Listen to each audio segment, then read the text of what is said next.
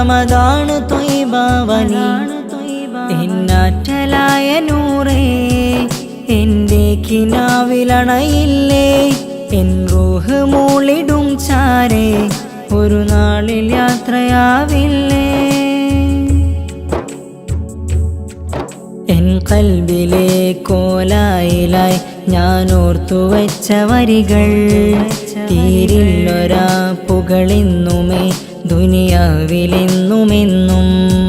സ്വഹാബുകൾ പ്രേമാർദ്രമായി ആമേനി കണ്ടതല്ലേ, ഒരുപാടു പേരാ പൂമണം അന്നാസ്വദിച്ചതല്ലേ.